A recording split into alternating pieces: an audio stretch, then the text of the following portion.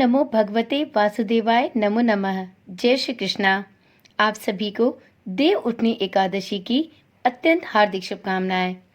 कार्तिक मास में देव उठनी एकादशी के दिन तुलसी के पौधे की शालिग्राम जी से विवाह कराए जाने की परंपरा सदियों से चली आ रही है।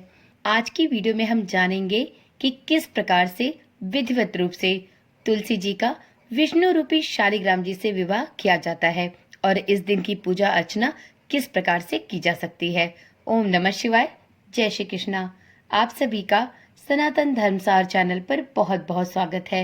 मित्रों, सबसे पहले तो ये जानते हैं कि तुलसी विवाह करते समय किस प्रकार के रस्म निभाए जाते हैं। तो जिन्हें कन्यादान करना होता है वे व्रत रखते हैं और शालिग्राम जी की ओर से पुरुष वर्ग एकत्रित होते हैं, अर्थात वर पक्ष और वधु पक्ष वाले अलग अलग होकर एक ही जगह विवाह की विधि संपन्न करते हैं।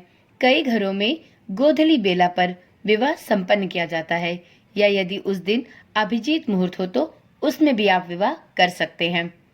जिन घरों में तुलसी विवाह होता है वे सबसे पहले स्नान आदि से निवृत्त होकर विवाह एवं पूजा का संकल्प लेते हैं।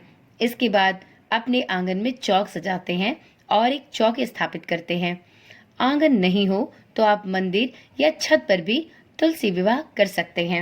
इसके बाद अष्टदल कमल बनाकर चौकी पर शालिग्राम जी को स्थापित करके उनका श्रृंगार करना चाहिए। मित्रों, आप अष्टदल का निर्माण चावल या फिर गेहूं से भी कर सकते हैं। आप फूलों के द्वारा भी अष्टदल का निर्माण कर सकते हैं। अष्टदल कमल के ऊपर कलश स्थापित करने के बाद कलश में जल भरे, कलश पर सात्विक अवश्य बनाएं। कलश पर आम के 5 पत्ते वृत्ताकार रखें। अब जल से भरे कलश के ऊपर कलावा लपेटकर नारियल को रखें। अब लाल या पीले वस्त्र पहनकर तुलसी के गमले को गेरू से सजाएं और इसे शालिग्राम की चौकी के दाईं ओर रख दें। गमले और चौकी के आसपास रंगोली या एक सुंदर सा केले का मंडप बनाएं। घी का दीपक जलाएं। इसके बाद गंगा जल में फूल डुबाकर ओम तुलसाय नमः मंत्र का जाप करते हुए माता तुलसी और शालिग्राम पर गंगा जल का छिड़काव करें। इसके बाद माता तुलसी को रोली और शालिग्राम जी को पीले चंदन का तिलक लगाएं। अब तुलसी और शालिग्राम के आसपास गन्ने से मंडप बनाएं। मंडप पर एक लाल चुनरी उड़ा दें। अब माता तुलसी को एक साड़ी या चुनरी से लपेट दें और एक वधू की भांति उनका 16 श्रृंगार करें। शालिग्राम जी को पंचामृत से स्नान कराने के बाद उन्हें पीला वस्त्र धारण कराएं। इसके बाद तुलसी माता और शालिग्राम को दूध में भिगोकर हल्दी का लेप करें। अब पूजन की सभी सामग्रियां अर्पित करें, जैसे फल, फूल, नैवेद्य, अगरबत्ती, धूप, दीपक इत्यादि। अब कोई पुरुष शालिग्राम को चौकी सहित गोद में उठाकर तुलसी माता की 7 बार परिक्रमा कराएं। इसके बाद तुलसी और शालिग्राम को खीर तथा पूड़ी का भोग लगाएं। विवाह के दौरान अन्य स्त्रियां मंगल गीत गा सकती हैं। विवाह संपन्न होने के बाद माता तुलसी और शालिग्राम भगवान की आरती करें और इसके बाद सभी भक्तों में प्रसाद का वितरण करें।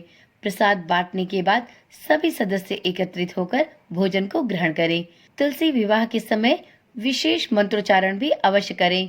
मित्रों, देवउठनी एकादशी या तुलसी विवाह के दिन कुछ अशुभ समय भी हैं, उन्हें नोट कर लें और उस समय में भूल से भी तुलसी विवाह ना करें। इस दिन राहु काल दोपहर 2:47 से शाम के 4:08 तक है और गुलिक काल दोपहर 12:05 से लेकर दोपहर के 1:26 तक है। इसी प्रकार से भद्रा सुबह 6:42 से शाम के 4:04 तक है। तुलसी विवाह के दिन भद्रा सुबह 6:42 से लग रही है, लेकिन तुलसी विवाह के मुहूर्त से पूर्व ही भद्रा का समापन हो जाएगा। तुलसी विवाह सर्वार्थ सिद्ध योग में होगा। इस योग में आप जिस शुभ मनोकामना से कार्य करेंगे उसमें आपको सफलता अवश्य प्राप्त होगी। देवउठनी एकादशी के दिन तुलसी विवाह करते समय कुछ विशेष बातों का ध्यान भी अवश्य रखें। सबसे पहले तो ये जान लें कि तुलसी की पूजा या तुलसी विवाह कब करें, प्रदोष काल में या निशिता मुहूर्त में। तो मित्रों, तुलसी की पूजा या तुलसी विवाह देवउठनी एकादशी के दिन सबसे शुभ मुहूर्त प्रदोष काल में होता है। तो यदि आप भी देवउठनी एकादशी के दिन तुलसी विवाह करना चाहते हैं तो आप प्रदोष काल में ही तुलसी विवाह करें। यह सबसे शुभ मुहूर्त होगा।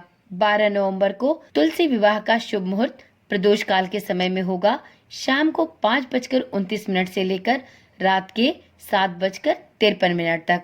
बहुत लोगों के मन में यह सवाल होता है कि तुलसी विवाह किसे किसे करना चाहिए। तो देखिए, तुलसी विवाह कोई भी कर सकता है। यदि कोई सुहागिन महिला करती है तो उसे अखंड सौभाग्य की प्राप्ति होती है।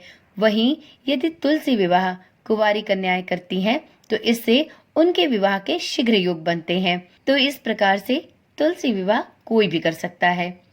अगला प्रश्न है कि तुलसी को सिंदूर चढ़ाएं या नहीं।